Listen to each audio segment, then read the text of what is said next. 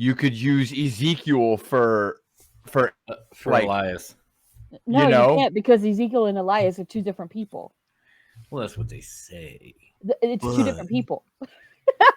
But it isn't. Fucking. But it is. But It's no, like saying, Ken and Kevin Owens are two different people. They're not. Yeah, it's two different people. It's KO in a wig. He showed you that. People. He's like, I'm lying. He wasn't bald when he pulled the wig off, but you know what I mean. He's like, I'm lying. I'm Kevin. I'm not Ken. At least he told the truth. Yeah. Okay. But I mean, We see you, it's Ezekiel. one of those we things. know. It's Who's here? Sam is here. Yeah. Burberry scars, shrimp and Perry on. Living like a comet, moving amongst the stars. $100,000 sports cars, silk massage, menage a trois. Yes, I've been a boss. Sauntering, maitre d' staying flabbergasted. Her ass about the size of an infant's casket. Ladies and gentlemen, boys and girls, welcome back to a podcast that either wrestling fans talk about or more than likely your favorite podcast does. Welcome to the #1 show in Stamford, Connecticut, Jacksonville, Florida, North Carolina, the Undead Realm, and parts unknown. Welcome to Top Rope Wrestling Talk. welcome. Welcome. Welcome, friend. 7 times. Did I say welcome? Welcome. Welcome. I am, if you don't know me by now, I doubt you'll ever know me, but I am the most decorated champion in Top Rope history. I am also the producer of this shit. I am the soundboard, by God, engineer. I am the jack of all trades, the master of absolutely none. Your friendly neighborhood South Philly psycho, the one and only DOL. I almost forgot how to introduce myself. That's bad, y'all. What'd you do wrong? I almost forgot how to intro myself. Let's fucking go. You said keyboard soundboard. Soundboard something. By you God, didn't say, extraordinary. No, you didn't say expert. Did I? Oh, I guess I did. And anyway, joining me, as always, Up his own intro. is the one and only First Lady of Top Rope Wrestling. She is the whole ass vibe. She is also the 9th wonder of the podcasting world because we don't treat her like a woman. I don't give a fuck what Brucey says. We don't treat her like a man. No, we do. She is Latina Heat herself, the incomparable Grandma Wendy.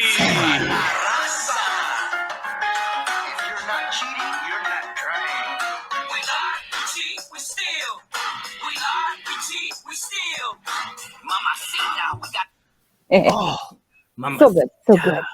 Hola. And of course, it just doesn't feel like an episode of Top Rope without the founder himself. He is the man with the majestic beard and the Burberry scarf because he is the biggest MJF mark you will ever fucking meet. He is the high class one. He is our host and hopefully the reason y'all tune in. He is the one and only Bruce.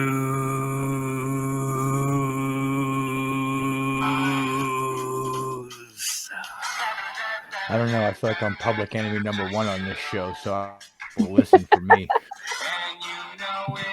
Gotta get through us.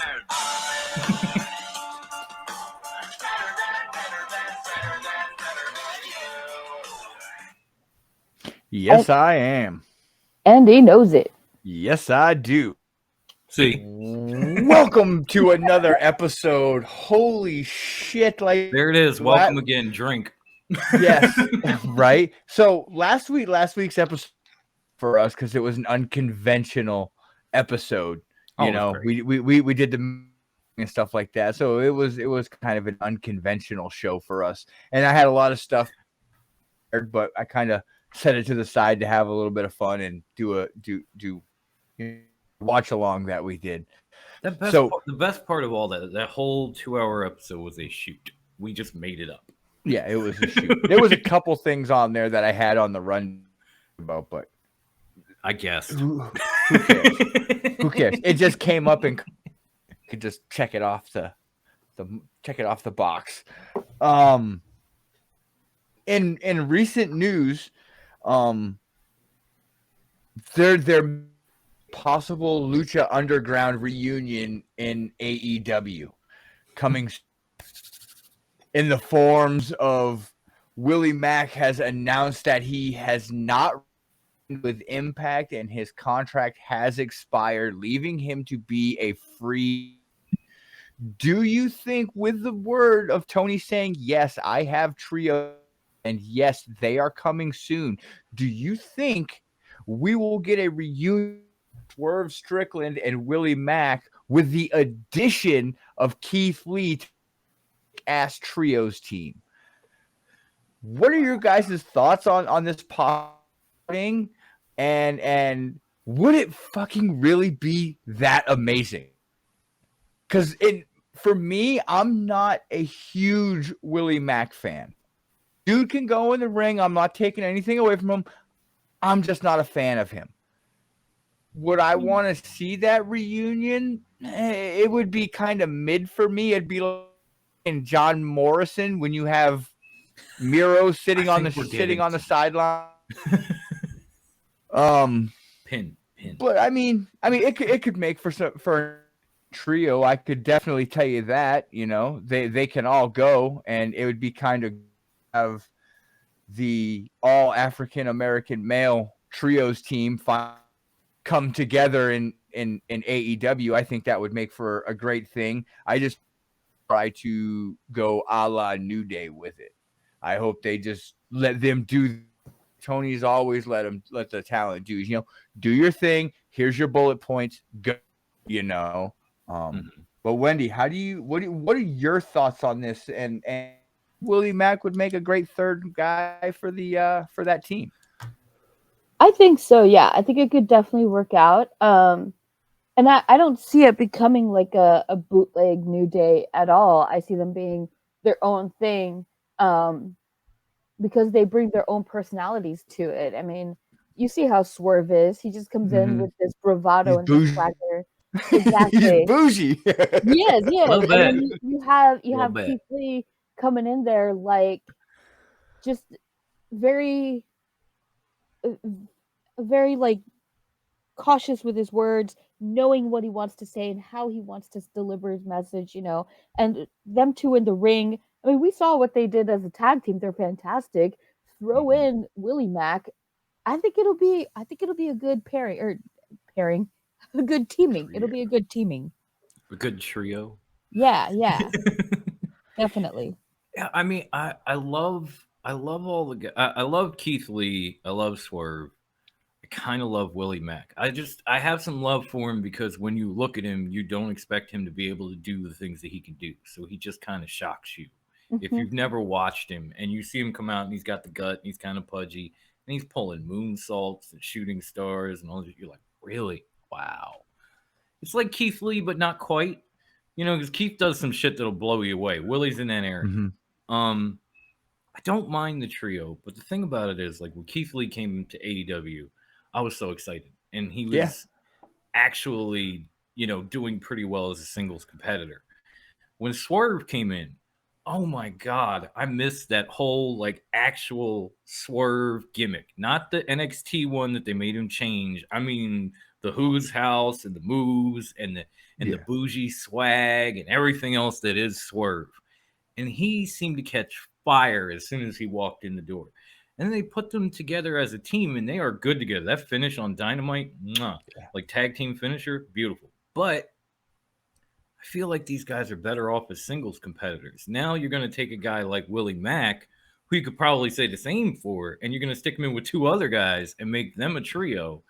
And that was kind of the downside of the New Day, was they are great together, but like Big E as a singles competitor, probably better. Kofi, probably better. Even Xavier at this point, like I want to see him go solo. And I don't want to run into that same roadblock that we had with the New Day, where it's like these guys could be amazing. They could all be AEW champion, but they're stuck together. I mean, I guess I kind of don't agree with you on the whole New Day thing with them having to go solo, because they're the New Day. Kofi won the world title. Big E won the world title. Granted, different show, but he was still considered in the New Day. And Xavier Woods, King of the Ring.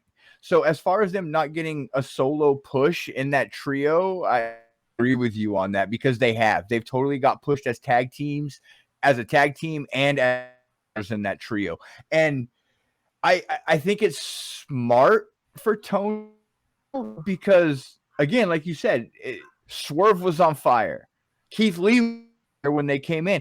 What a better way to keep both of their fires going and keep on TV than putting them together, because they've got so much talent.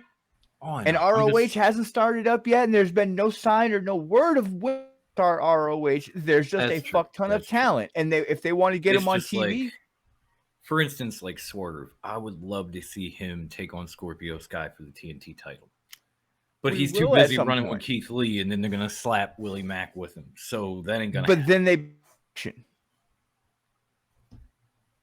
and then they get that freedom to have one go after a singles title while the other two are in a tag team. If they go that way, you know. Yeah. And of course, this is all depending upon Willie Mack coming to AEW. We talked about this before. No, like that was my speculation. That was my opinion of the situation and where it could go. The whole him going, that was. I don't want people to think I'm spitting facts. I'm spitting this is a hypothetical. Trying to have a show. It's a hypothetical. Calm down. Everybody take a breath. Moving on line to our next topic. Jerry the King Lawler said some outlandish shit. Like I don't think this is it was on Raw Talk. It was via Raw Talk, so maybe it is at work. Mm-hmm. Jerry Lawler just let loose on Cody Rhodes. And I quote, he says, "When is somebody going to talk about it in the room? Or should I say it? The elephant on his neck." Man. Why don't he just go the and get something stupid tattooed right on his face? The guy comes looking like a cheap car salesman. He shouldn't even be in the same ring freaking Rollins. Dom, give me your 2 cents on Jerry the dropping straight truth. Jerry, to answer your question, have you watched this show in 2 or 3 years? Because we brought it up a lot, and not glowingly. Like I everything he said, I can't argue with. I guess the only reason he doesn't get it all the way across his face is because he might have to go back to his old gimmick, and he doesn't want to do that. But I mean, how many times have we trashed the neck tattoo since that man got it? And they would even trash it on AEW. So, like, I know, King, I know you probably don't pay attention, but if you've watched AEW, God knows you don't watch the show, but if you did, you would have been long prepared. I mean, that do I have to say it again? That fucking thing is an abomination. There's a piece on his cheek. On his cheek. Like, it's not just the neck. It's up here. Like, I get, like, get a neck tattoo. Okay, that's a little weird and a little douchey. But on your cheek? Placement, homie. Placement. Have that shit at an angle. Right. Wendy. Have that shit not on your cheek. Wendy, the look I saw on your face as I finished the quote, like, I really wanted to call on you first, but I had to go with the open the show. So, Wendy, please give us this quote. You're not wrong, Jerry. You're not fucking wrong. I mean, you sound like the boomer you are. No bullshit. But you're not wrong. But here's the thing about that tattoo.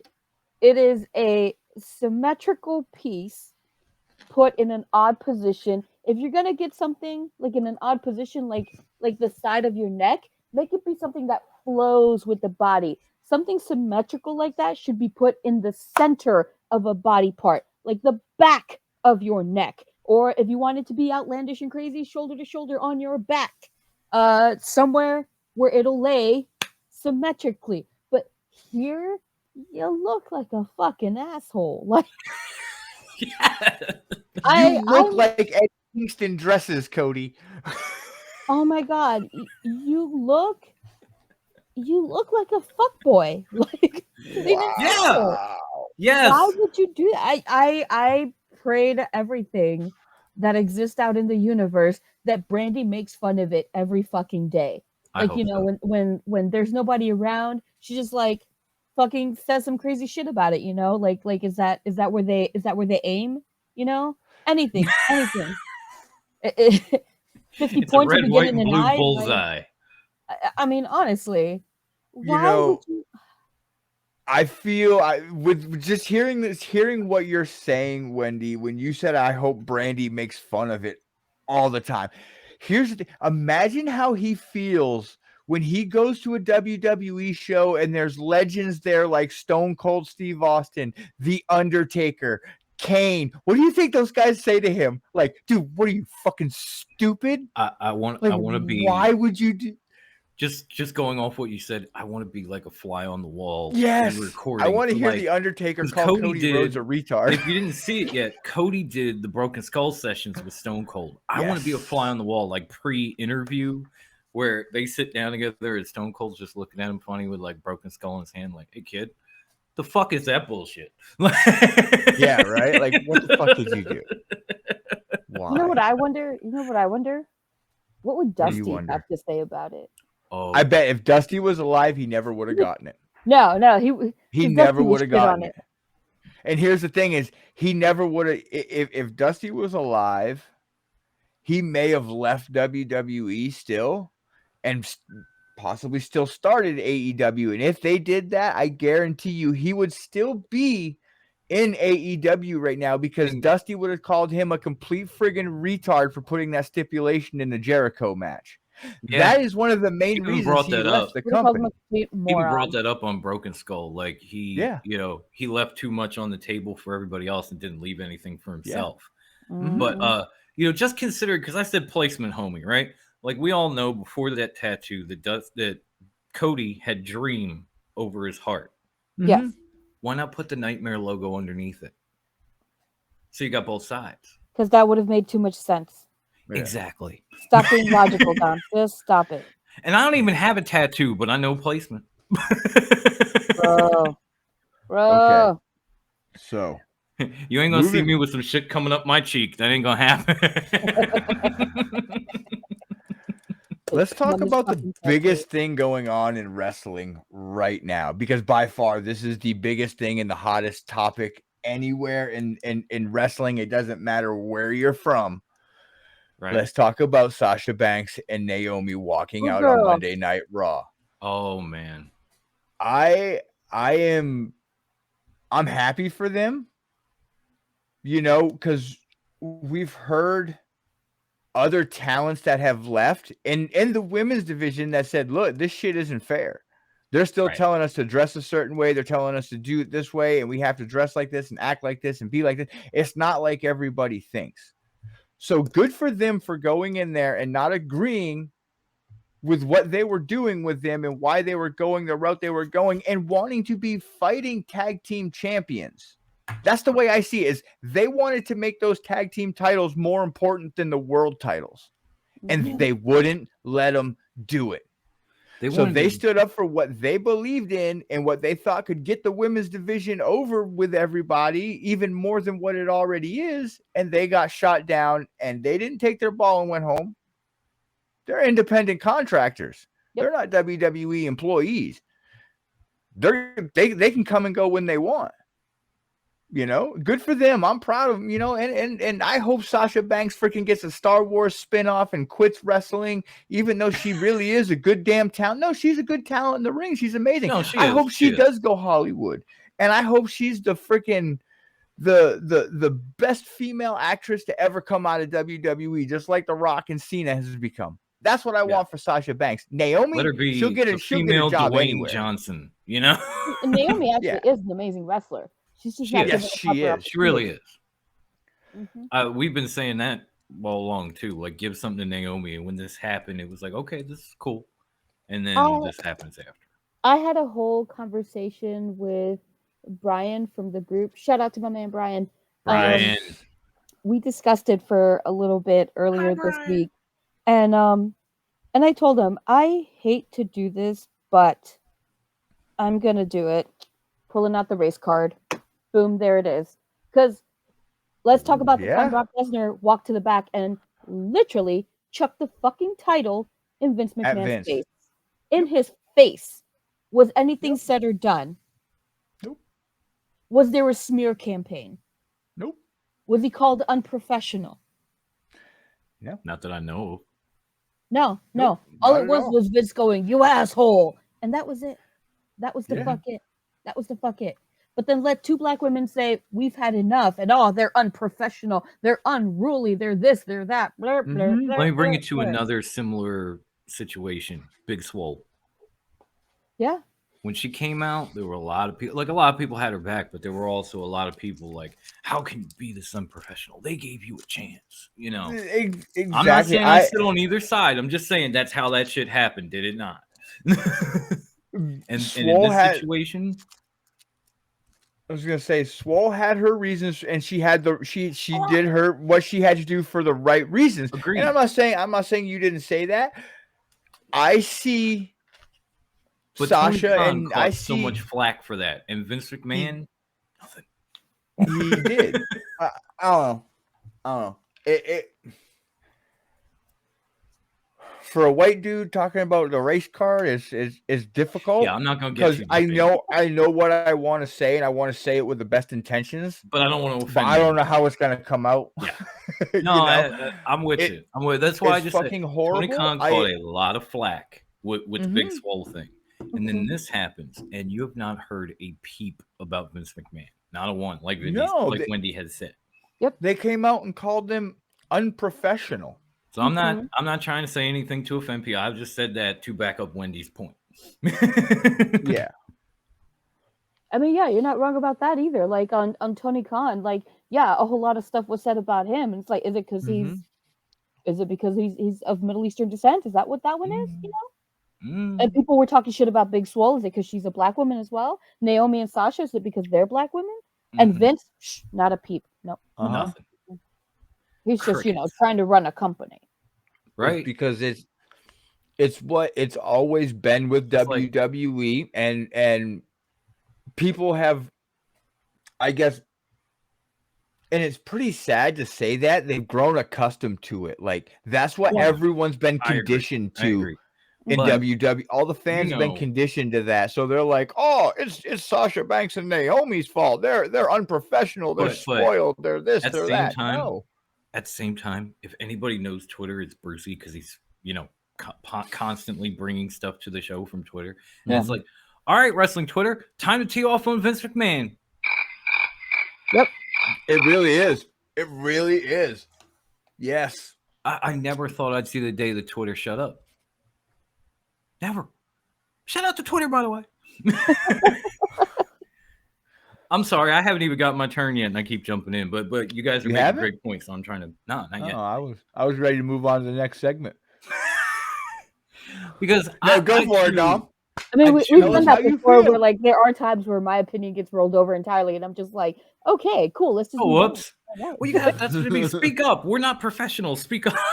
I'm just like, I'm okay with this. Continue. We just do what we can do. We're not exactly something I had an opinion on. So good on you. But I know Wendy had a conversation off air with somebody. I had a conversation after all this went down with a man you've probably seen in a lot of our live chats. We're not live this week because YouTube is having issues, so I apologize. But man, you've seen in a lot of our live chats a man that lives that heel life, a man that I've known since I was in my teens, and that's Big Mike.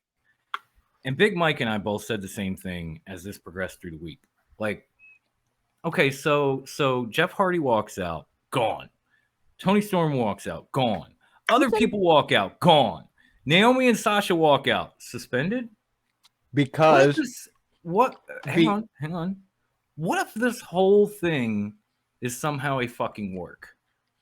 Between the way it ended up, the way it played out on Raw, because they don't seamlessly transition to shit they have scripted on Raw, let alone on the fly. So I'm just putting it out there because Big Mike said it too, and I gotta represent my people when I can. It did really feel like a work, even now, because they had to bring it back up, and they had to announce the tournament Friday, and they had to do all that, and they had to say that these two were suspended indefinitely and all that. But Tony Storm walks out, gone. Everybody else that walked out, gone. Those two suspended. But Brian and I said inversely though, like with those two, like with Hardy and Storm, they walked out, but they weren't called unprofessional. They were just like, well, they're gone. Mm-hmm. They were not. No. Mm-hmm. It was, they don't get opportunities. What, again, as we've said on this show many a times, because we've had a few now, how many opportunities has Naomi gotten since we started this show? Not a lot. Not a lot. There were times where she was off TV for months at a time. I think she's only had like 2 title runs. And she's like a 2, maybe 3-time women's champ. She's won the tag champs a couple of times. But, there have been like months and months where you just don't see Naomi and you're like, is she hurt? Is she this? Is she that? Nope. They're just not using her. Mm-hmm. Naomi has gotten just as few opportunities as Tony Storm. She just stuck around. And she stuck around because her husband is there. No offense, Wendy. I'm just saying. No. But I mean, yeah, I get that. I know you get upset about that, but that's the difference. No, but I mean, her husband is there, so she's there. Yeah. And, total divas and that kind of stuff for her, that she can play her relationship drama and get the attention. And okay. But when it comes to in-ring, Naomi has been stepped over for a lot of opportunities by a lot of people. And so I figured if she walked out, at least she's gone. And if Sasha walks out, Sasha has done everything in WWE. And she's got a promising television career going. So why not walk the fuck out? This doesn't have anything to do with opportunities or being spoiled. It's just, it's like that. Oh, what show was it? It's like, you remember Everybody Hates Chris? When his mom would be working and his dad would get another job. She'd be like, my man has 2 jobs. I don't need this shit. Boom. And she'd leave. I got another job somewhere. I don't need this shit. Bam. Tag team titles on the fucking table. And they go. Now, here's the thing. I think everything that Sasha and Naomi did was real. It wasn't a work. They left the building. WWE didn't know what to fucking do. Yeah. Because here's the thing. That's possible. With Tony Storm walking out and Jeff Hardy walking out, they weren't seeing high dollar signs. They weren't seeing WrestleMania main events. They weren't seeing SummerSlam main events walk out their door. True. They didn't care. With Sasha and Naomi, they care, because if they left and they went to another company, those two will move the needle in the women's division, no matter where they go, whether it's Impact, whether it's AEW, whether it's ROH, whether it's Stardom, whether it's WoW, they'll move the needle. Yeah. WWE is turning it into a work by saying it on TV, by doing all of this stuff, hoping that Naomi and Sasha will actually come back. I think they're really suspended. Yeah. I think that's real. But I think by WWE mentioning it on Raw, on SmackDown, all of this, they're spinning it into a work. They're trying to make the fans think, okay, well, they're talking about it on TV, so it's a work, hoping that they'll come back around and they're come back. To shoot and kind of manufacture it into a work, is what you're saying. Yes. Okay, that's a possibility. Yes. It's a possibility. I'm still kind of in the boat that you were with MJF. Until I hear otherwise, it's a fucking absolutely. No, but I see where you're coming from. I could totally see them having this happen. I'm like, oh shit, well, we can spin this into something and then going there. I could definitely see that being a possibility. Yeah. Mm-hmm. I'm with Bruce on this one though. Like that seems like the most logical approach. It is. Thank you. And it's all possible. But like I said, I'm going to continue to believe it's a work until I'm proved otherwise. Yeah. Fair. Me and Big Mike. I agree with you. That boat is going to be sitting like this because Mike is big and I'm not as big. So that boat is going to be tipped, but we're in the same boat. So he's 6'9", 400 pounds. I ain't that big. Nobody's that big. I found some amazing news. How amazing is it? In the Twitterverse that I'm actually pretty freaking stoked about. See, on Twitter. Yes.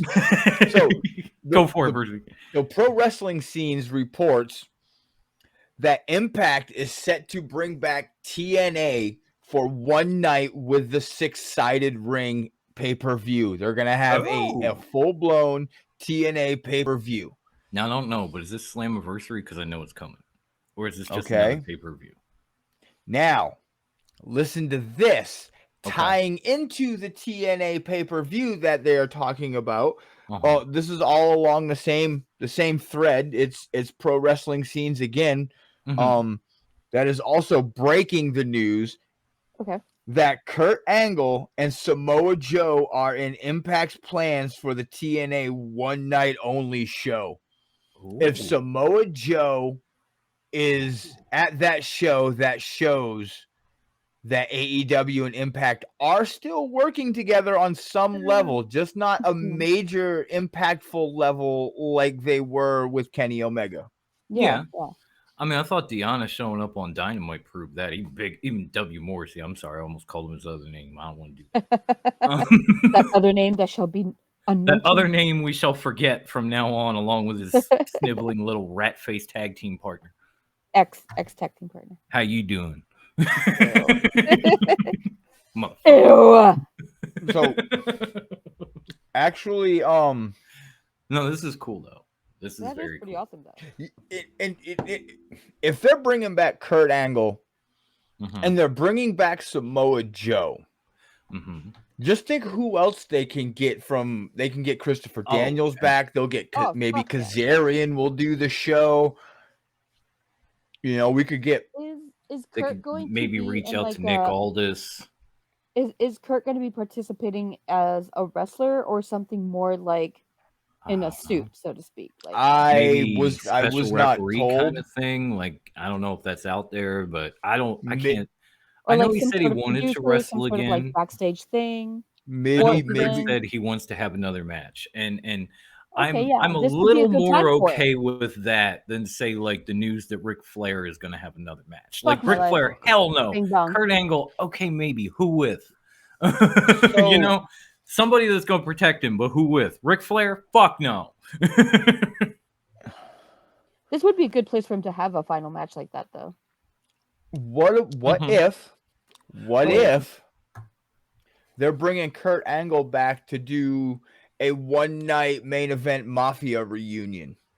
Ooh. Well, you know, then they'd have to get like Sting and Nash and everything. That would be even doper. I thought you were going with what if they're bringing these two in to have like a one-night only main event match, like Kurt versus Joe, one last. I mean, they very well tore could the be fucking house down in TNA. Absolutely destroyed. Absolutely destroyed the roof every time.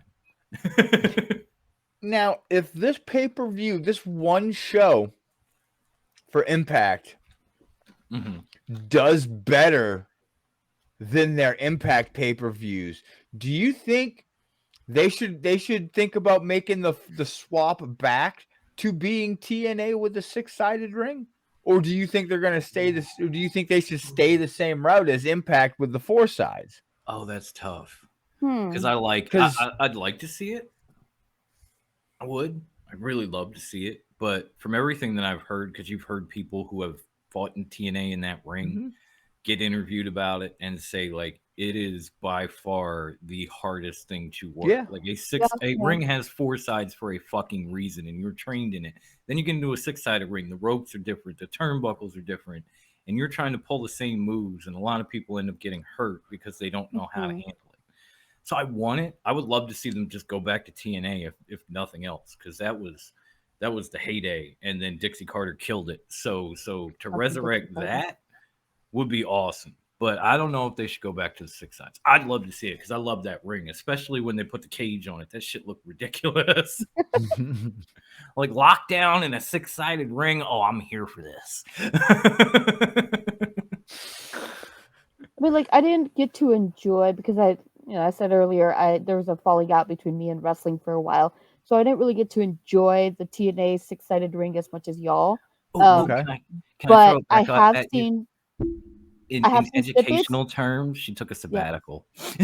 Yes, in academic terms, I took a sabbatical from wrestling for a hot minute.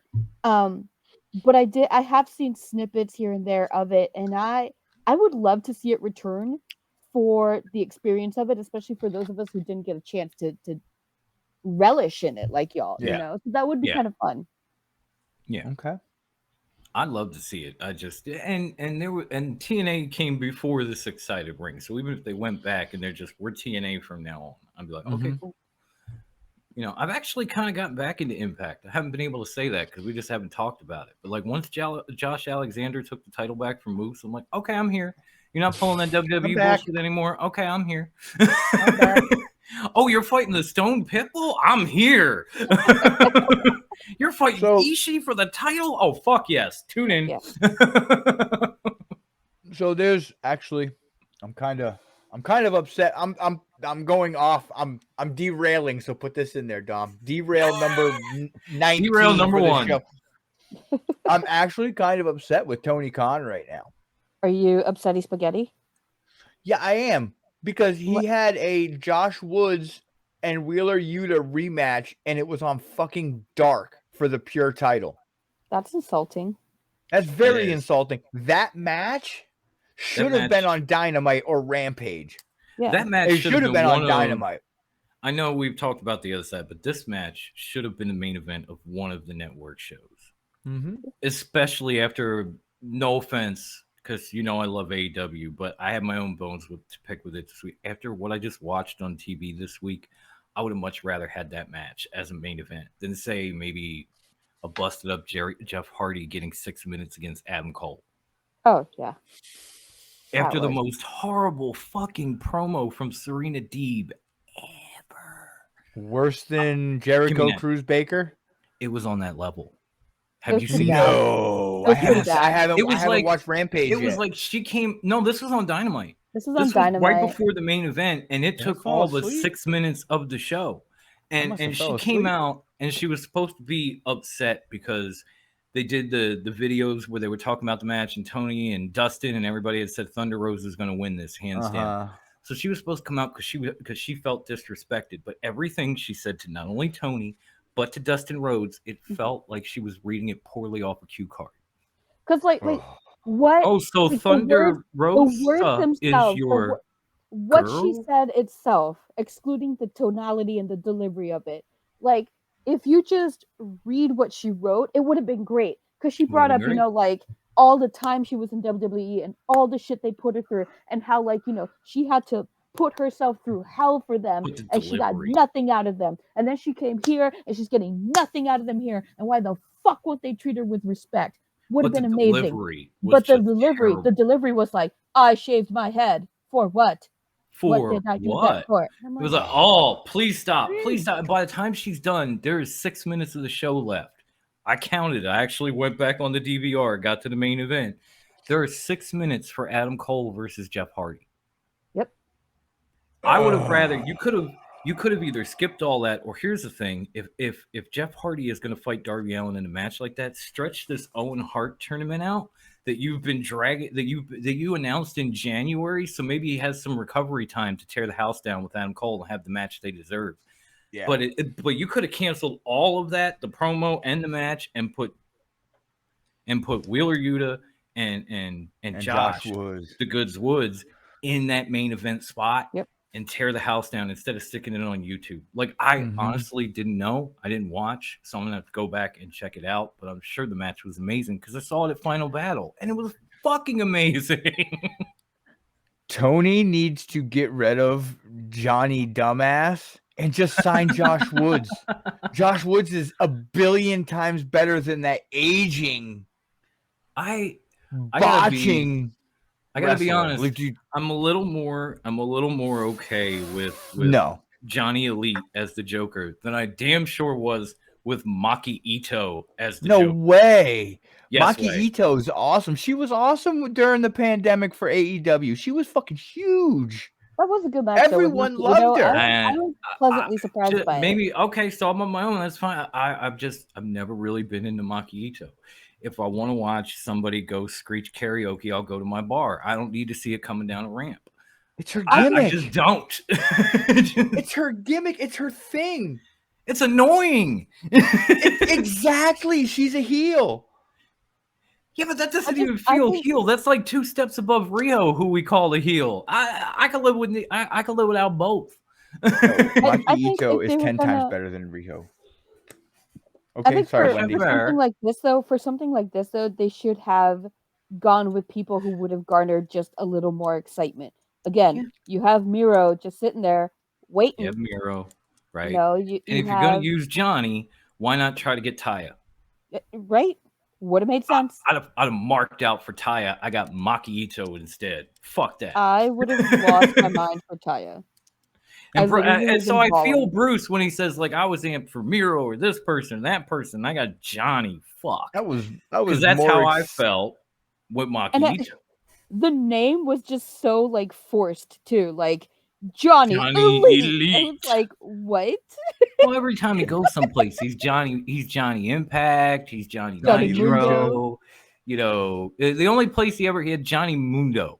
He was never like Johnny Lucha or Johnny Underground. He was Johnny Mundo. That was the only one that was different. Every place he went, he was named after the fucking place somehow.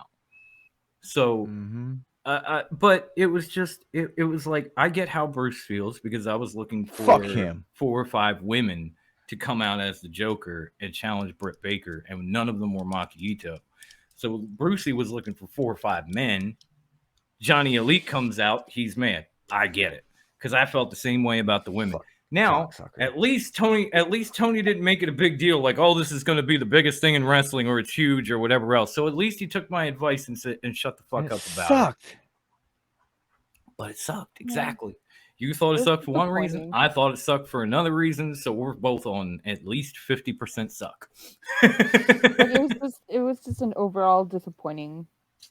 It was a disappointing Dynamite. I mean, Rampage wasn't so bad, but then when you think about the match they had on YouTube and then the matches they put on Rampage, you could have switched those easily because that pure title match deserved to be on TV. There were a couple of matches on that show that should have probably went to YouTube. Oh yeah, absolutely. I mean, I guess you can't hit a home run every time, but at the same time, it's like, come on, you want to put your best. You could have had David Hart Smith in this tournament and put him in the finals, and even if he lost in the finals, he'd have been in the finals trying to defend his uncle's honor. You know? Yeah. Come on, Tony. Use your fucking head. That's why you need people helping you. People like me. When it came to the women, you could have had so many. We were talking about a few of them, but I mean, you could have had Taya, like I said. You could have had Mickie James show up and have like this dream match with Britt Baker. You could have had anything, and you went with Maki fucking Ito. Blow me. Honestly, it was a fun match, but she would not have been my first pick for it. Yeah, it wasn't the greatest week at AEW television, y'all, and I was excited. But it had some of the best. The numbers were in the 900,000 the last 2 weeks. I thought this is not their best effort, and their ratings went up. So I was like, "What the fuck?" But when it's good, what do we know then, huh? I guess not. That's what we proved with all this, that we don't know shit, which is fine because we never said we knew shit. We're just telling you what we think and feel. This is not, as Brucey said, fact. There's even been times where Brucey has said it like, these are just our opinions, our feelings, our takes. If you have another take, fine, do you. If you enjoy this, come back. If you don't, these are our opinions. They are not facts. That's all it is. Yeah. It's not like I have a problem with somebody having a differing opinion, because if you followed us and you know Clark Street and you know Devin, He and I will fight over things to the death. We do not see eye to eye on a lot of things, but we're still tight and we still do shows together, and we're still cool because he has his opinion and I have mine. And we just look at each other and go, "Do you? Okay, you do you."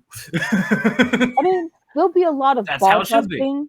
There'll be a lot of ball busting for differing opinions, for dissenting opinions, but it's not going to be like, okay, you're wrong, and I'm going to shut down entirely. You know, right?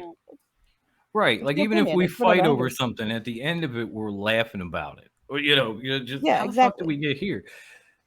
So it's all a good spirit. It's all a good fun. We're not trying to, we're not trying to make people pissed. We're not trying to do whatever. We're just trying to get out here, give you what we got. Hopefully you enjoy it and you end up enjoying wrestling more. If you don't, that's on you, bud. Right. There are 19 other shows in the League of Extraordinary Podcasts. Would you like me to point you to one? Like, it ain't that hard. We can do that. We can do that. Make that happen. You can even go back to the intro and pause it and look at all the podcasts in the league and then try them out if you want. Yeah. But if you enjoy us, please come back. We love y'all. If you don't, cool. Deuces. Like, later. If we're not your cup of tea, we're someone else's cup of whiskey. I mean, do I need to go wedding singer on everybody? It's like, well, you know what? I have a microphone. I have the mic. Therefore, you will listen to every word I say. Such a great movie. It's a wonderful movie. There we go. We got some more movie talk in this week. So like we haven't really spoke positively of AEW this week. No. And I mean, sometimes we do, sometimes we don't. The one thing I do want to know is, I remember saying, I think it was last week, about putting Rampage at 7:00. It was last week's show leading into SmackDown. Yes. Because I think that would be great. What they do this week? They put it on at 7 leading into SmackDown. I was going to bring that up. I want to see their numbers for that. I know numbers don't mean nothing in this and that, but if their numbers go up at 7:00 going into SmackDown, I would keep them at 7. I cannot begin to tell you how annoying it is that they're like, "Oh, we're on at 5:30." I'm like, bitch, I'm commuting home at 5:30. Right? I'm not even home at 5:30. What are you doing to me? If I'm driving, I can't. What am I supposed? I can't watch it when I'm driving. It's illegal to have your phone out in Virginia. Like, what the fuck? Yeah, they were on. Yeah, it was yesterday. Duh, dumb. No, 2 days Friday. ago. Oh, it was Friday. 2 days ago. My bad. Duh, dumb. Come on now. You're better than that. I'm okay. So, keeping on the AEW talk, I have actually, I saw it here and there, like at the beginning of AEW, but I'm seeing it more and more. Wrestling fans are being very disgruntled about Aubrey Edwards and her so-called antics in the ring when she's reffing. Oh God. So yes, she makes faces and stuff like that. Like, I when I watch a wrestling match, I'm not watching what the referee's doing. I don't care what the referee's doing while I'm watching a wrestling match, because I'm watching the wrestlers in the ring. If you're being you bring that up. I'll be honest. The only time that I really care if I'm shooting is if I'm watching a CCW show and Ref Thick is in the ring, because I know her. Fair. Like outside of that, I don't really give a. Or there's a special referee. Like The Miz was the special referee for Ali, and God, I don't remember who. Austin. Then it wasn't Austin Theory, but it was somebody they brought in instead of Austin Theory, and then I think maybe that's he was right. I forgot. For that it was match. The Miz, and it was Theory versus Ali. What I'm saying is, if it's a special referee, maybe I'm paying attention. If it's Ref Thick, I'm definitely paying attention to Ref Thick because I know her, and oh yeah, she's thick. No, but okay. So it's funny that you bring that up, because Jose always yells at the TV when she's on if he's watching Dynamite with me, and he's just like, "Oh my God, she's such a distraction." Like, I'm here to watch the match, and she's there being like, like just in the fucking way. But can we be honest? It makes me laugh when he says that. I'm just like, okay. I hear you. But can we be honest for a second? Do you ever just imagine like Pepsi Phil busting in the door and being like, "You shut up about my Aubrey," because Pepsi Phil loves the woman. So yes, there are polarizing opinions about this woman, but they're both ways. You know what I mean? Like Pepsi Phil and certain don't love her. There are certain people that are like, stop it, it's too much. And then there's me like, I don't give a fuck. That's Jose's opinion. Jose's of the that's too much camp. My opinion, at first, I was like, because every once in a while she would do something and it'd be like, oh, okay, whatever, And then I saw a video pointing out how she somehow always is able to draw the camera's attention to her by her placement, her mannerisms, etc., etc. And it got me wondering, do you think they're trying to make her into like an Earl Hebner 2.0 on That's what I was going to go with. On steroids? Sorry, I was trying to remember the drugs and I'm like, cocaine, heroin. Think about Earl Hebner like pre-Montreal Screwjob. And remember how guys used to get in his face and shove him, and he would shove back and get all red-faced, and he'd be finger in their chest and everything else and pointing at the fucking... I was getting ready to say all of that, then I got interrupted. No, but because Wendy said it, and I was waiting on it too. So then it was like, my shit's got to come out. Let's put it in. Let's put it all in. But we're all on the same boat, right? Like we all watched Earl Hebner lose his motherfucking mind when somebody touched him time and time again. And then it became a verb. It became a verb, getting Hebnerized. Getting Hebnerized, yes. And honestly, even to this day, I know he doesn't do it much, but even to this day, Earl Hebner will come back and call matches because of that type of thing. So think about the longevity of a career he has had as a referee by doing what he did. And then say you have a problem with Aubrey doing it. Maybe she wants to keep the job. Here's where I see the difference, though. With Earl, he wasn't in the way in the matches, though. Okay. And he would do... It wasn't like he was trying to place himself in front of the cameras. I'll have to find that video again and send it to you guys, because he didn't try to place himself in front of the camera. So it was more of a natural thing for him. Yeah, it was more of a... He was a referee first and foremost. With Aubrey, sometimes observing her, it feels like she's a character first, and the referee, it's like it's what the character does. It's not who she is supposed to be. Okay, I can see that. So it feels like trying to be Hebnerized, but going the wrong way with it. If that makes sense. It's like Hebnerized to 11. Yeah, but not in a good way. Yeah. And maybe that... I'm trying to figure out everything I wanted to say, but I don't know if it's... I don't know. I think it's already been said. But I mean, I'm trying to remember what I was saying. If you're watching her during a match and not the wrestling, like you're obviously not watching wrestling for the right thing. Even if she is in the camera shot, okay, she's there. Who cares? But I'm still watching a wrestling match. I'm still watching the wrestlers. It's tit for tat. Everyone's got what they, everyone's gonna say what they want to say. I think she's pretty amazing at her job. I damn sure think she is putting women's refereeing on the map. Even if some people think it's in a negative way. But here's the thing. She's a female referee in a major wrestling company, and everybody's talking about her. Yeah. Yeah. I mean, we're talking about that. All of that is that is accurate. Okay. But as soon as you said the beginning, like if you're watching a match and you're getting distracted by the referee, or if you're not watching the match for the right reason, I feel like you nailed it right there. Some people are easily distracted, though. Like, yes. And it's not even a deliberate thing. It's not like you go into it like, I will intentionally be distracted by this person. I get it. You're trying to focus on the match, and then she shoves herself in front of the camera, and it's like, oh, okay, we're watching you now, kind of thing. Was there a Jericho title defense where Aubrey didn't ref it and they didn't get into some sort of shoving, pointing, back and forth type debacle during those defenses? But you still always heard like, oh, Jericho versus blank was an amazing title match. I get what you're saying. But it's one thing to have that Hebner style back and forth. I'm trying to. Why can't I remember? I think she just needs to tone it down just a little bit. Yes. She needs to tone it. She needs to bring it. And like, here's the thing. Like I think she's a great referee. I like the fact that sometimes she's there, but sometimes it's too much. Like when you're having a stare down, before a match, don't get right in between them and stick your face in between theirs. No, that don't work for me.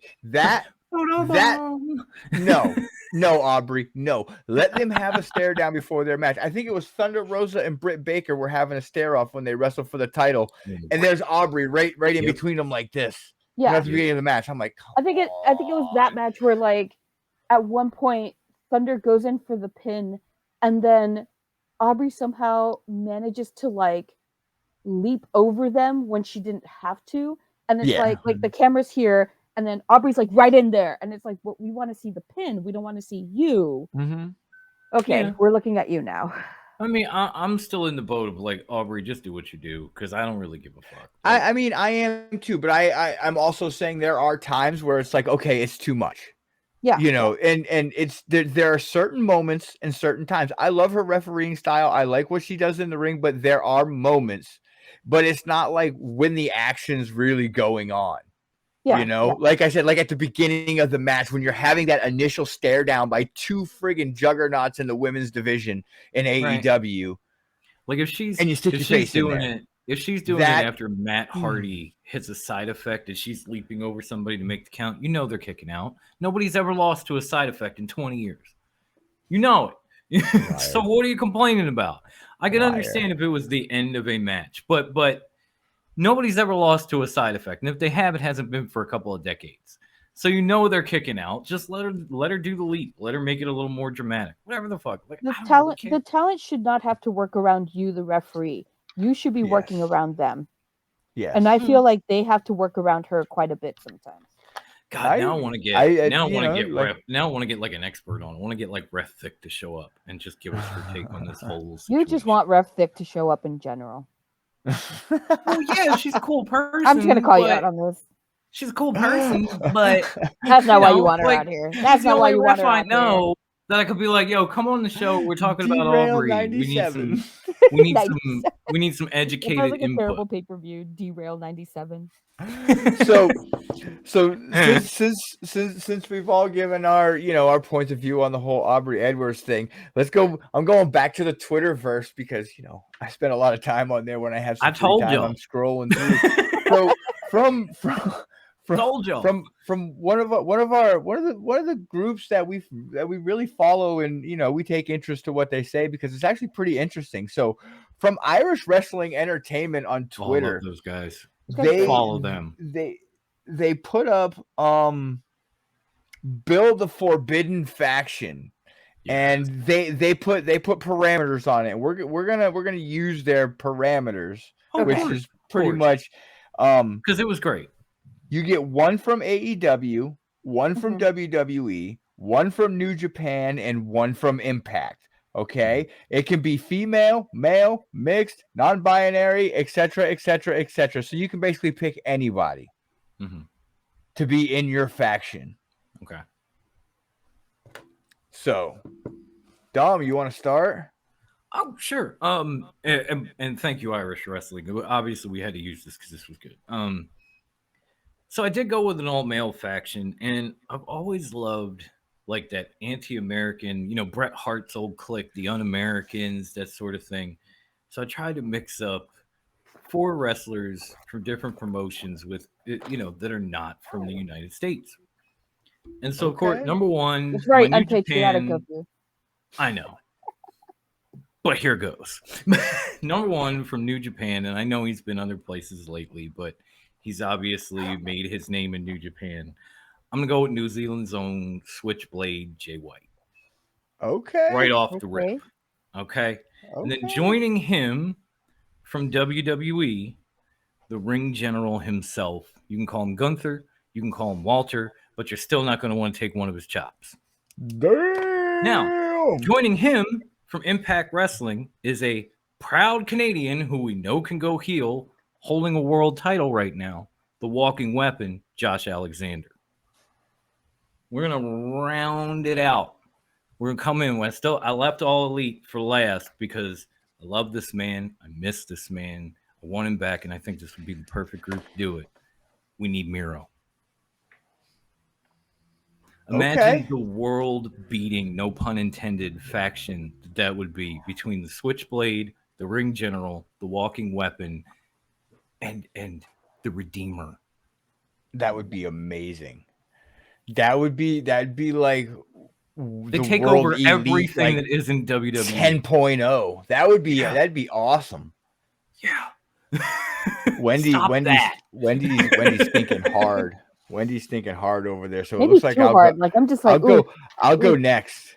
Wendy's like, why'd you have to go first? Damn it, that was good. My hair's on fire.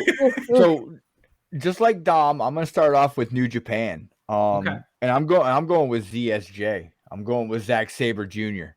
Good one. For my New Japan talent. Obviously with WWE, I'm going with the best wrestler and the one person that they don't fucking deserve, Seth freaking Rollins. Yes. And obviously with AEW, I mean, come on, who do you think I'm gonna take? I'm taking Long Island's own wrestling god, MJF. Duh. Just imagine Rollins and MJF in a faction together. How fucking cool would that be? Those two would be the biggest dickheads ever, and they're already just those dickheads. Three. It's like these guys are pretty big dickheads, and they're amazing in the ring. So I like where you're going. And going over to Impact, lately when we put factions together, we always like to put that one female in a faction to give them the dominance over the women's division. There's only one woman that I could think of in Impact that could dominate in any women's division in America, and that's Jordan Grace. Sick mama fuck. Yes. Yes. And we all know I like that thickness. rounds out my faction. That is pretty dope. That is fucking amazing. Yeah. I think that's the way I'm going. I thought about putting a woman in there, but I was like, man, there's nobody on this list of 4 that I want to take out. Fair. I actually wrote down different names. I actually wrote something for the show. I never do that. You don't have to anymore.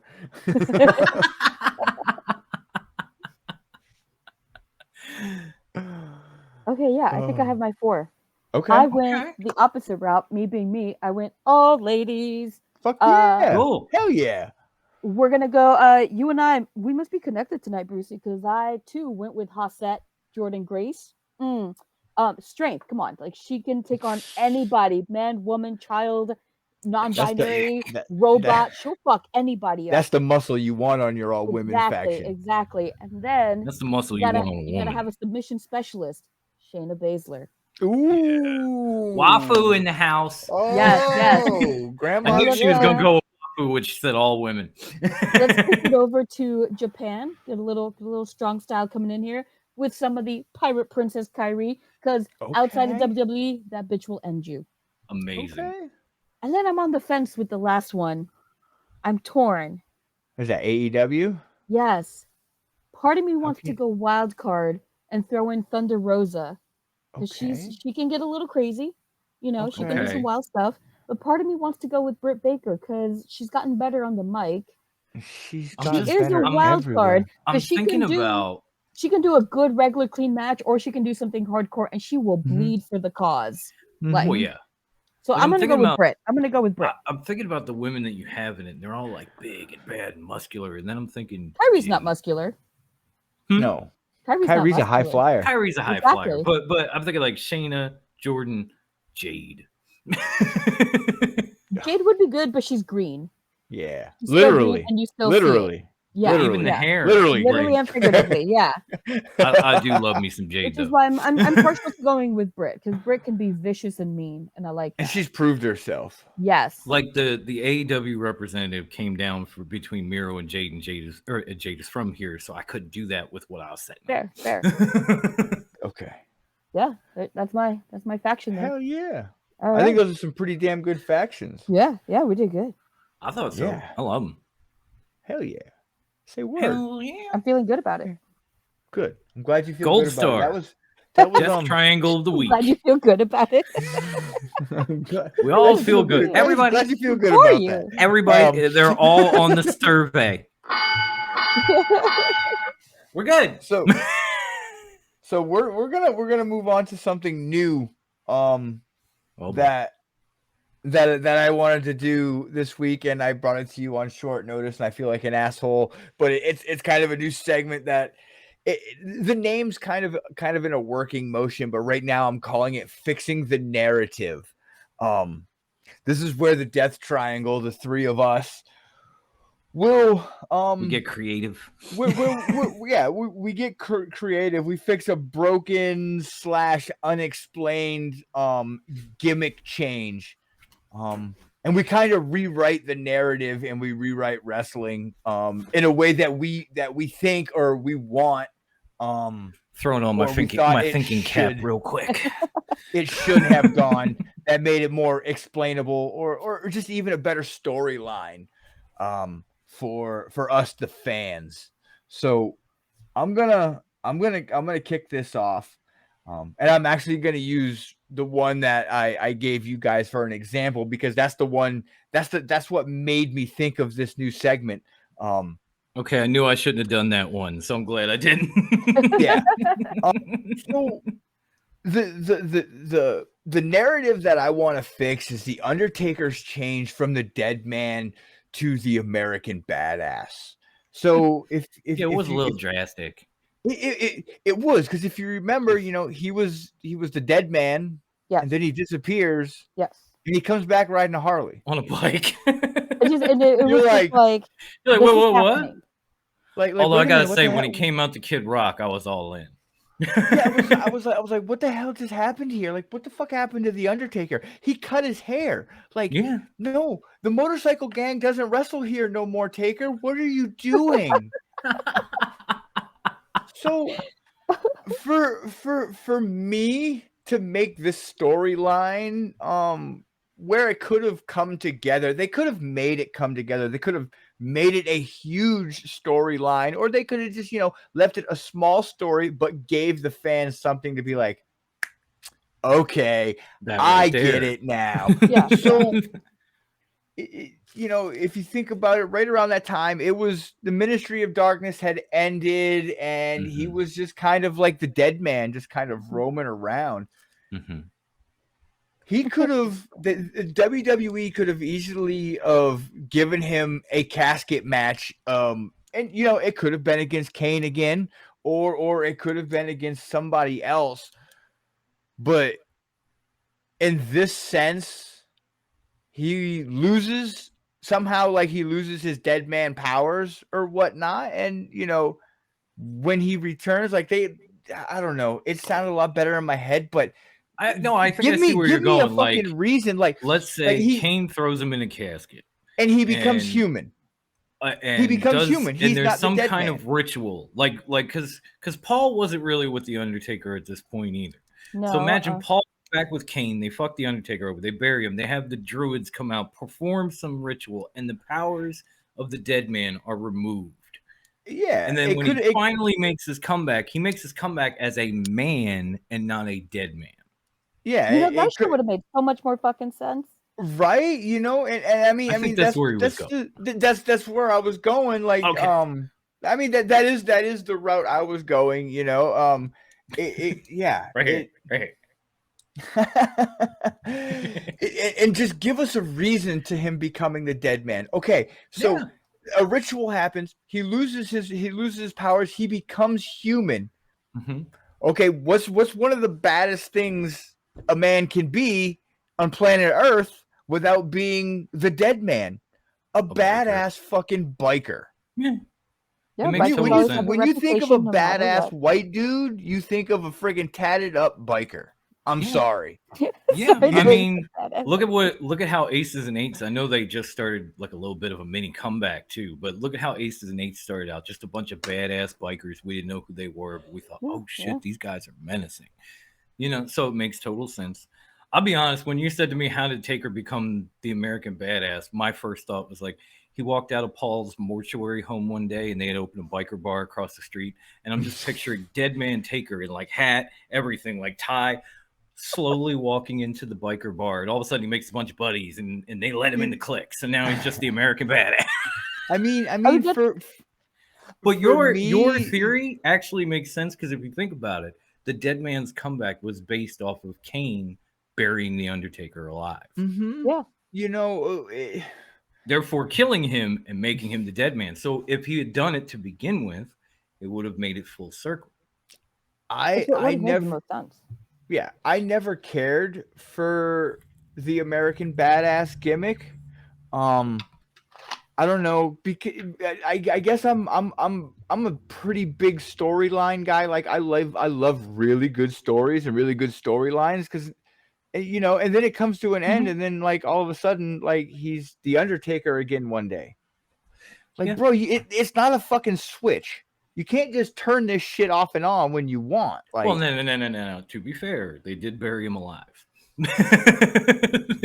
It would have made it wasn't just like they turned it off. Kane buried him alive. He disappeared. And then prior to WrestleMania, you started seeing little, you know, clips of like maybe the Undertaker's resurrection as the Dead Man. So that part was fine. But the beginning was weird. Yeah. I was not all in on the Dead Man through the whole thing. Like at first, I thought it was odd. Then when he started coming out the Kid Rock and the bells and all that, I was like, oh, you got something here. Then they had him coming out the Limp Bizkit, and even he was doing the little rolling thing after he got off the bike. Weird. And at that point, cringe. I was out. That shit was cringe. Even then, I was out. I was like, nope, you can stop doing this now. Hey, Limp Bizkit came first. Limp Bizkit came first, and then I thought it was like an original Taker theme, and then it was Kid Rock, and then they transitioned into Limp Bizkit. No, Limp Bizkit. I could have swore it went that way. Limp Bizkit was first, and then Kid Rock came in because he at WrestleMania he had Kid Rock out there live singing him to the ring. Oh, that's right. And yes, and that was towards the end. I could have swore Kid Rock came first, but my bad. It's all good. It's all good. Okay, so either way, it was either I was out, but when Limp Bizkit came in one way or the other, and he's doing this, I'm done. I was like, no, thank you. I'm over it. Yeah, no soup for you. I mean, honestly, that made like so much more sense than like he was undead. Now he's regular. Like, yeah, now he's just regular Taker. Yeah. They might as well just start calling him Mark. It would have been so funny. He's still the Undertaker. Could you imagine like no Undertaker? He's back to his original like WCW character. Like he's not Taker anymore. He's just the American badass, mean Mark Callis or Calloway or whatever the fuck they were calling him. Calloway. I would have died. All right, Dom. What narrative are you going to fix or change to make better? Okay. I'm gonna stick with WWE, but I'm gonna go a little bit more current, and I'm gonna go with somebody who's been kind of the flavor of the month lately.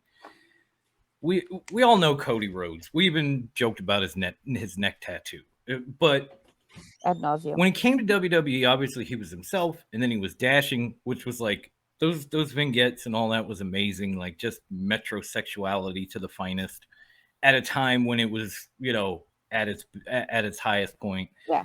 And then Ray breaks his nose, and now he pretends to be disfigured, even though there's nothing wrong with him. It was like a Kane thing. It was all in his head. Mm-hmm. And that part was cool. And then he kind of started to go back to being Cody. And then all of a sudden one day, without much explanation, he's just fucking Stardust. So like you got the progression from like I'm a rookie to I'm dashing to I'm disfigured. But how the fuck did we get here? And I think the explanation is simple. I think that the tinfoil hat wearing motherfuckers across the world will love this. Conspiracy theorists are going to love this. One word: aliens. And it's not the first time. Okay? Cody is coming out of that disfigured, clear mask, mentally fucked gimmick. He's walking out of the arena to head down the road one day, and all of a sudden, big white light hits him. And the next thing you know, he's just snatched up. And aliens basically fuck with his mind, turning him into what he had became, just like they did with his brother. Because they also never explained Goldust. It was just, he's here, he's androgynous, go. Aliens had already done this because they figured, as far as Earth is concerned, they're like the trailer park of America. So why not introduce us through wrestling? And Goldust came first. But when that really didn't take off, they thought, maybe his brother. So they snatch him up, and the next thing you know, we got Stardust in the middle of a ring with Goldust. And once they became tag champions, the aliens thought, you know what? Maybe now we can really visit. But that didn't go over very well. Not with all wrestling fans. Not even with Cody. So instead, a few short years later, aliens come down, abduct the two of them again, turn them back into who they were, and they go to AEW, and the rest is fucking history. What the fuck, Dom? Hey, that's the origin story for not only Stardust, but his brother, which we never got either one. And now, I'm saying aliens, because when you look at Goldust, I mean, they said androgynous. We all knew he was porking his manager. They were married. We knew. That's not androgyny. That's how you doing, okay? Aliens. And then Cody was looking for something, and maybe Dustin just got on the phone. Maybe he left a cell phone with the aliens and said, hey, help me out. My brother's struggling. So they just snatched him up, made him just like him, but worse. Wendy, do you want to go or do you want me to go? You can go. Okay, Dom, that is way too fucking outlandish. Okay. Just call me Ziggy Dice then. Okay. Listen. The alien shit, that shit would have never have gone over or never would have worked. Dude, that's so over the fucking top. That's Lucha Underground. Okay, you're talking about WWE. Why instead of aliens, is the psycho's take on fixing the narrative. I get it. But I'm like, I'm trying to help you make it more television worthy and believable for fans, okay? Because I heard that and I wanted to be like, bro, what the fuck are you smoking right now? Take the aliens away and make it. We were hitting it before the show. No, make it like a mental thing. Make it like a mental thing, like a mental block. Like they had a mental block, like when he was Dustin Rhodes and when he was Cody Rhodes, there was a mental block there, and somehow the block got lifted, and he just went fucking crazy and became Goldust. Well, when they were tagging, the more Cody was tagging with Goldust, and the old Goldust came back, his block started to go away and started to break. And then, bam, gone. You've got Stardust. They both got mental breaks, and Dusty's still there, and he can bring them back to who they were. Wait, where did I put the pictures of the crop circles in Cody's yard? No, I'm playing. I kind of like both ideas, right here, though. Okay? I kind of like both ideas, though. Thank you, Grandma. Like, I almost want to merge them, where it's like, he was abducted, but then it's like, was he abducted, or is it in his head? Is he just having a mental or is it thing like the disfigured thing? Is it a mental thing, or was he really? What is it? What is it? You do realize both of these storylines are way too expensive to produce and would never fucking fly. For He's got the money. He's got the money. They can Nothing do it. is too expensive for WWE, man. They blew up Vince McMahon. They did. And they That's dropped a one wrecking storyline. ball One on his storyline. limo. I understand why they had to just like throw it all away, but I wish that they could have like picked it back up again and just kind of fixed it somehow. Considering the circumstances, that's another one I wish they could have fixed the narrative on. Here's since we're talking about that, to give Grandma a little bit more time, unless she wants to use that for her narrative and go with that. I mean, I had something written down, but I'm okay with this. We can go with this instead. I kind of want to hear what you have because I have to like down. retroactively watch a few things before like making a final. Okay, so we'll put a pin in that one. You can come because back this to I do remember. What, the limo? Right. Yes, it was limo, before my sabbatical. The limo blowing my up, many and years then sabbatical. obviously the Chris Benoit saga playing out and the way it happened. Like, you kind of wish they could fix that narrative. All right, Wendy, fix Vince McMahon's death narrative. I mean, the easiest thing would be like he somehow. I need to refresh my memory, man. Like, there's a reason they call me Grandma because I can't remember shit. Well, he got unblown up because Chris Benoit's death. Yeah. Well, I remember that much. But okay. So how do they re-blow him up? He goes into the limo, right? who was in the limo? Was it? It was just him. No, was it Undertaker who took the? Or no, you're thinking of Teddy Long. Am I blending my storyline? You're blending Teddy Long and Vince McMahon in a limo together. You know, because remember Teddy got in the limo and the partition came down. Taker was driving. No hard feelings towards me, but I fucking suck today. Hey, I'll take 10% grandma over 110% anyone. I'll tell you that right now. I'm just gonna. I'll tell you, there's one way they could have fixed the narrative. There's one way that's easy. I know they blew him up, and then obviously he came back out because of Benoit's death, and we all know what happened from there. Mm-hmm. Wait to unkill him until you get the facts. No, and if you find out Benoit was Benoit, then he just stays dead.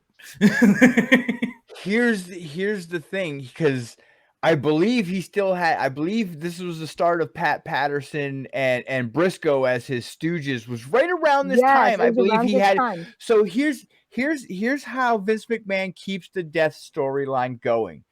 He could easily have said that Pat and Briscoe got him out of the limo before it exploded. Barely saving his life, and then another month or so down the road, 2 months down the road, WrestleMania, SummerSlam, right before then, right? Someone assassinates him again, and his car blows up, and he really dies this time. And if Vince McMahon had kept that storyline going, and he was off. Like everyone thought he was dead and gone and blah, blah, blah. You know, down the road, we would have, everyone would have figured it out because of the internet. I think I think WWE would be in a completely different direction. Mm-hmm. By him not dying in that limo, kept him on TV. And at that point is when he started hurting WWE, because towards the end of his run and stuff, it was like, come on. Like, come on, you've done everything over and over again. Like, we get it. You're the asshole boss. Just fucking die. Even if it's in kayfabe world. That's the thing that's the thing that, like, that's not in real life, I have in my head. Like, how would he have gotten out? But it makes sense to have been like, Gerald and Pat, thank you for getting me out. Oh, you pulled me on the last minute. But I love that in both mine and Bruce's scenarios, Vince McMahon stays dead. I love it. Honestly, I think stay dead. We don't care. I for 100% think that would have been something a lot better for WWE. It really would. I don't think the PG era would have been a PG era. Maybe not. If he had stayed off TV, I think it would have been a PG. I think it would have been a PG-13 era. Like, might have. I don't know. I feel deep down inside that the McMahon character on TV hurt the product more towards the end. I think if he was off TV sooner, when they were still hot, it would have been a different story. Although I think if Austin Theory watched this show, he'd probably want to have a few words with Brucey and I. Like, what do you mean, Vince McMahon, keep him dead? I need this guy. He's pushing me to the moon. I'm his boy. What do you mean, keep him dead? Fuck you. So gross when they say that. I'm just like, ew. I feel like Austin Theory is a wrestler that's doomed to fail. Oh, he's the next Drew McIntyre, because they're literally see, you had your headphones off, you didn't catch where I was coming from. He's literally the second coming of young Drew McIntyre, being Vince McMahon's hand-picked prodigy. It's the same storyline, redone, but redone better. Yeah. But at the end of it, Theory's going to be shoved down everyone's throat so goddamn much, and they're going to get sick of him, and they're not going to want to see him on their TV. I feel like maybe we're at the same point. Like Theory's got young and he's got the U.S. title. This is like the same point where Drew is young and he's got the Intercontinental Championship. Yep. They're like right there. Mm-hmm. Yep. Or as the Acclaim would say, they're like right here. Right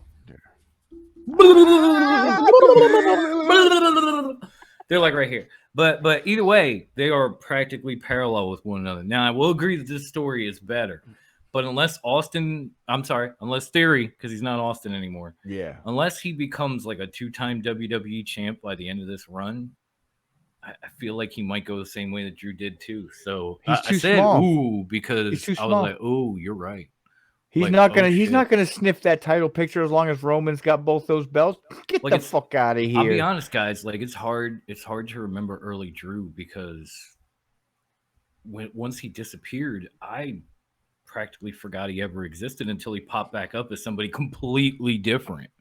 So it didn't dawn on me that, like, yeah, Vince McMahon had handpicked this dude, called him the Future, and then, you know, I mean, he did a Future Shock DDT as his finisher. You know, like, everything about it was, I'm the Future, I'm the Future, I'm the Future, and then he was gone.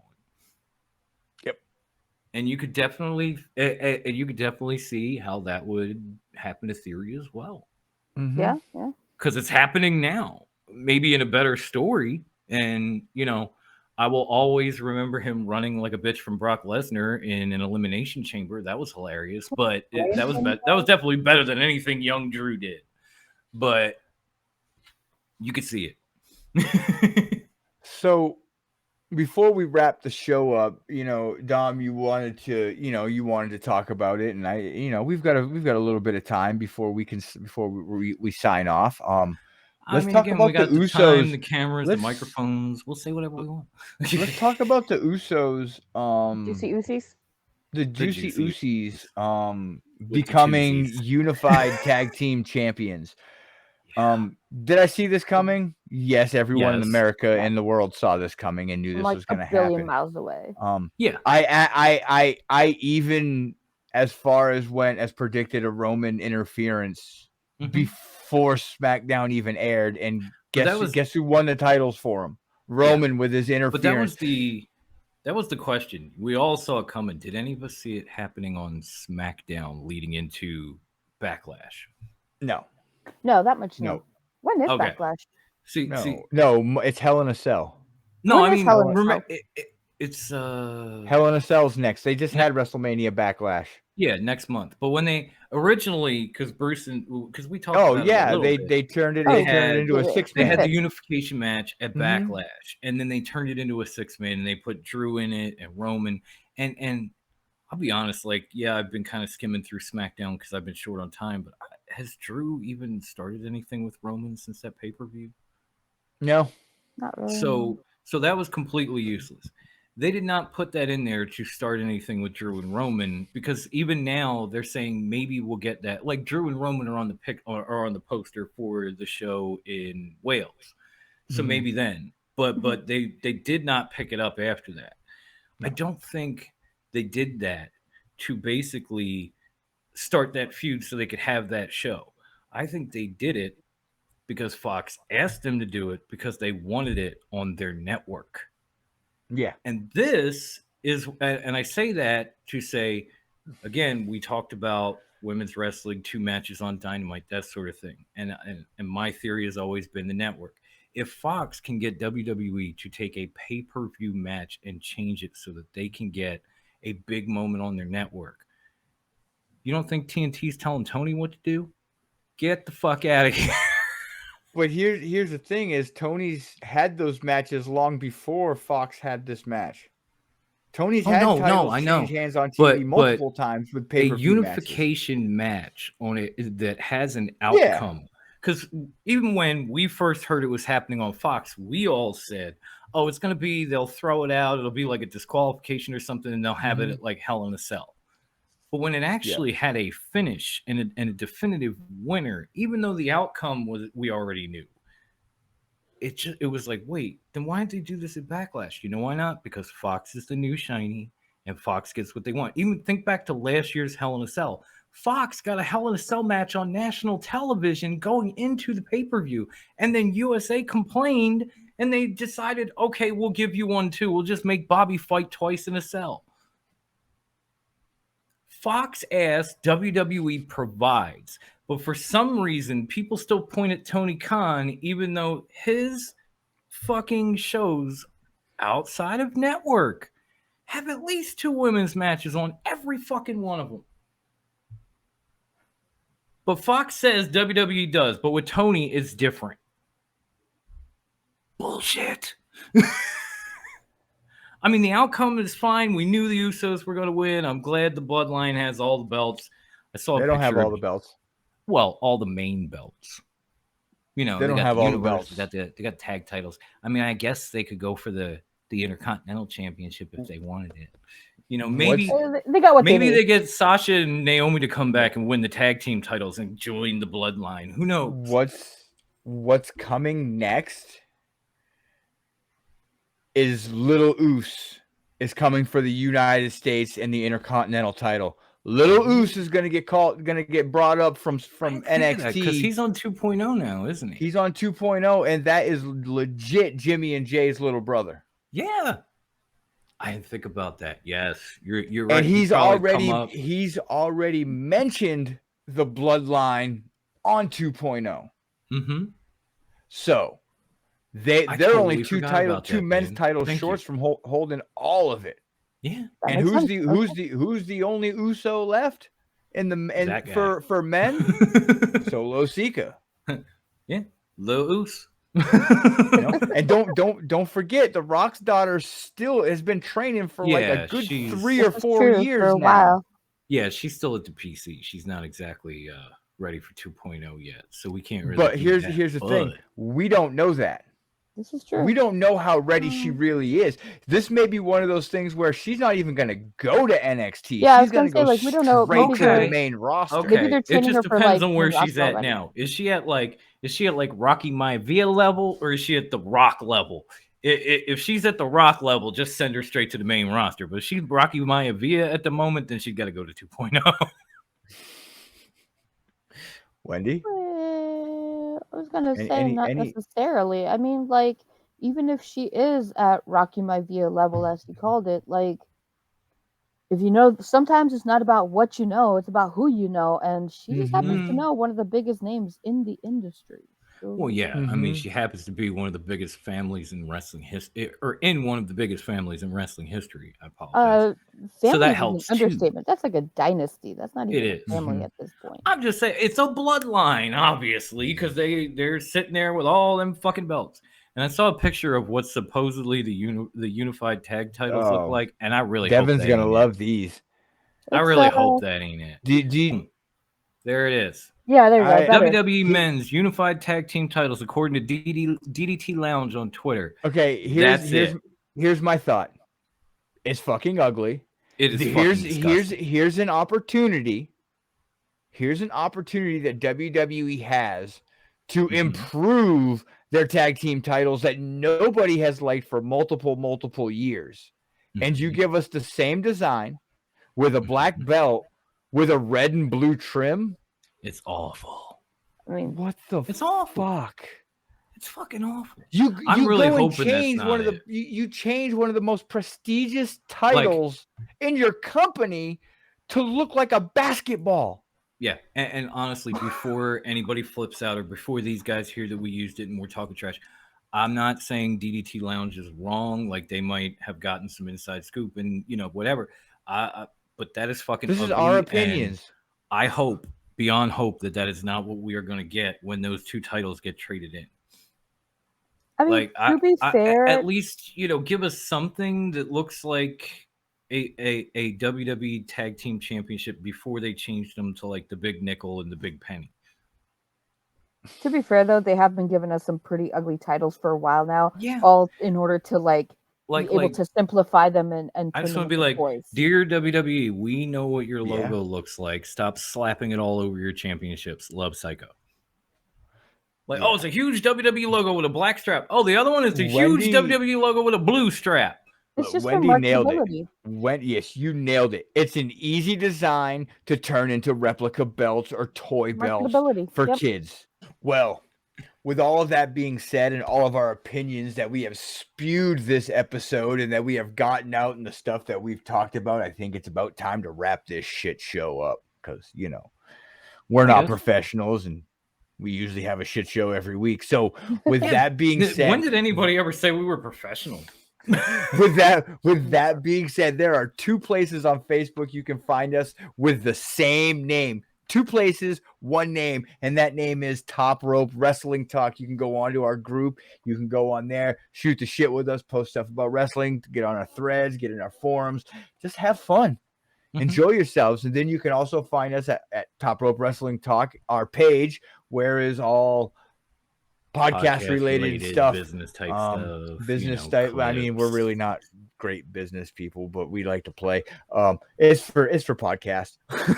Yeah, and it's for the show. And it's for the show. And then you can also find us on the Bluebird, on the Twitterverse, in the Twitter world, whatever you want to call it. You can find us at Top Rope WT. Come on there, catch our podcast, catch our clips, catch other podcasts that that we share and we like, and we work well with other podcasts. The entire League of Extraordinary podcasts, we put their stuff out there. We kick it with them. It's fun. And then, last but not least, I cannot forget about our PWI award-winning Instagram handle. That is at top_rope_wrestling_talk. Yes, that is where you can find us on the gram. The worst. It was exhausting just listening to you say that. The worst Instagram handle, but the greatest award ever. Hey, Grandma. Yeah? Can you tell these fine folks where they can listen to this amazing show? Absolutely. You can find us on anchor.fm/TRWT. From there, you can find us wherever podcasts are freely distributed: Spotify, Stitcher, Apple Podcasts, etc., etc. All of them. All the podcast distributors. You can also find us on the YouTube, where you can see our lovely faces, and it is TRWT parentheses a Fox Den Jones. JAWN for you non-Philly folk. Although I'm not a Philly folk, but I still know that. Don't ask how I know. She's related to a Philly folk, so I just know, y'all. She technically, if I'm adopted Brown, she might be adopted Philadelphian. I'm adopted Philly. What can I say? I know people who know things, and that's how I know things. Exactly. From there, Dom, where can I find a shirt to replace my lovely Rocco's Modern Life shirt? Oh, that's easy. Go to trwtmerch.threadless.com. I don't know of the sale yet, but we are going to be having a Memorial Day event. I've been told that much. When I get more information, I will pass it along. So there's an upcoming sale. We have international shipping. We have every fucking thing you can think of. I mean, t-shirts in multiple varieties. We have mugs, masks, beach towels, blankets, shower curtains, pillows, onesies, hoodies, leggings, shoes, you name it. But to see it all and to maybe get an idea of what the sale is going to be, go to trwtmerch.threadless.com. Check us out. Get your stuff today. And hopefully rep your favorite podcast everywhere. I know we do. Yep. Even my mom does. You know what? My mom just moved to a new place. I should buy her a shower curtain. Mom does. My wife does. Couple other people out there in the streets like Shooter Storm, one of our former guests and pro wrestler. The smart people do. So go out there and be one. Say word. Yeah. Say word. Yeah. Stay fresh, cheese bags. Deuces, bitches. Enjoy wrestling, y'all. If it's not your cup of tea, let somebody else drink it. And hopefully we'll be back to you live next week, because fuck. Oh, hey, shout out to our man Ivan from Circle of Debate. T's and P's to your family. Hope your mom's doing better, my man. Yes. The last I heard, Devious Mama was bouncing back, and I'm very happy for that. All our thoughts, vibes, prayers, you name it, are coming to you and your moms in this time of need. Yes. I can't skip over that. I just went past 7 years of losing my mom, so I don't want you to be in this club. You cannot join this with me. Fuck you. We can be league. We can't be in this together. No. Okay. So stay up, Devious Mama. We love you.